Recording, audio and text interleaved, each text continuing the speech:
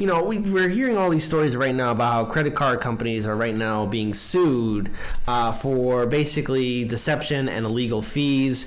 So, Lainey, this is right up your alley because you've talked about this also on our radio show too in the past. What's going on with these credit card companies and why are they being sued? Okay, this is actually not so much about credit card companies, but about credit repair firms. Okay. And many of you have probably seen, maybe on late night TV, or you've certainly seen ads online for companies that claim that they can help repair your credit. And the way they usually work is they have a look at your credit reports and they begin to send dispute letters to all of your creditors in hopes that the creditors will get tired of the dispute letters and just drop the listings on your credit report.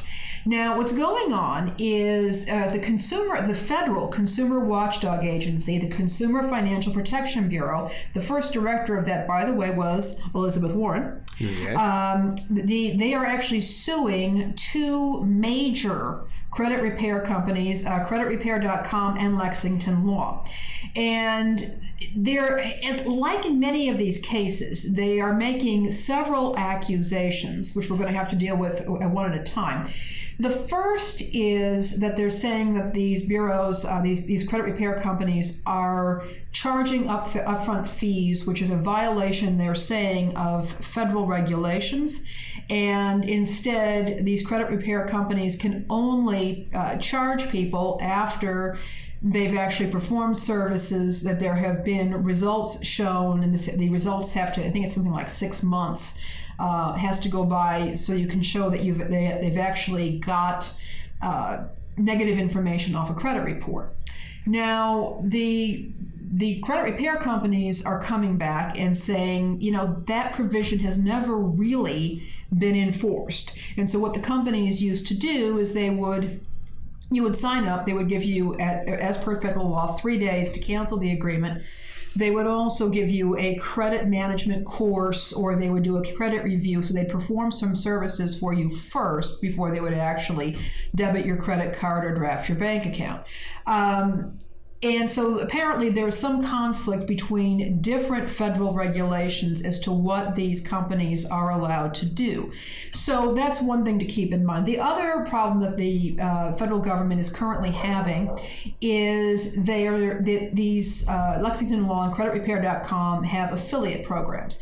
Most of you are aware what an affiliate program is. Is a company will work with independent website owners or content influencers to share a link to the original company's website, and when people click on that link and buy a product or service, the independent website owners get a commission. Well, apparently some of these affiliates are engaging in some shady practices. They're misrepresenting the services that are being offered. They're making it sound like they are offering services, that is, the third-party website owners are offering services that they're not actually offering. So it sounds like some of the credit repair firms are not monitoring and reining in their affiliates, which is the job of any business that uses affiliates. So I'm going to be very interested in seeing how this develops. The one thing that I would say is that some of the better known credit repair firms, they essentially do the legwork for you. Anybody can go online to any of the credit bureaus and have a look at your credit report. In fact, you're entitled to one free copy per year, and you can actually use their online dispute systems to dispute any negative information on your credit report. What the credit repair services do is they automate that process and they handle it for you, and they're a lot more persistent than you might be. So it'll be interesting to see if this actually happens. And there is the question: why are they all of a sudden enforcing a confusing policy right at this point? And again, this may be coincidental. There may have been some other issues. A lot of this may be more tied to the affiliate report issue, but I do find it interesting that as debtors are being squeezed all over the place, the attention of the Consumer Financial Protection Bureau is toward credit repair firms. You know, that's very interesting that's being brought up now. It's like it's the whole system there in regards to keeping regulations in check, especially in regards for credit information. It seems like no one's really doing their job at all. So how long has this been going on now? Like, has it been?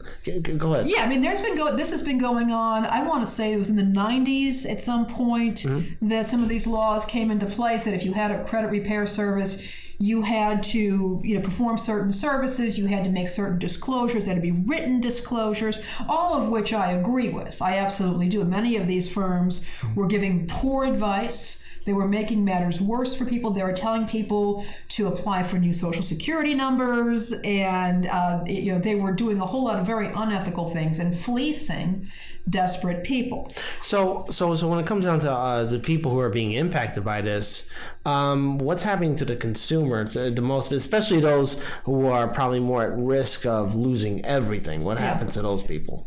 Well, and that's a good question, because if they don't have access to a professional credit repair service that is above board, is explaining what they're doing, and is automating this dispute process for them, they have to do all this work themselves, and that may or may not get done. And as we know, credit scores and credit reports can have an absolutely devastating impact on somebody's life if they happen to be bad. This could have a significant impact if there is a need to clean up the affiliate problem.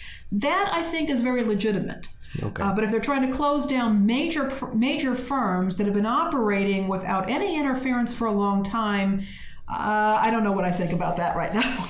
Yeah, that's definitely an issue, and I think it could lead to more problems, especially as we continue on down this road of people being in debt. So I think it's a story we definitely got to follow up, and I'm very grateful that you brought it up to us right now. Yeah, and you can go to consumerfinance.gov, I believe it is. That is the Bureau's website.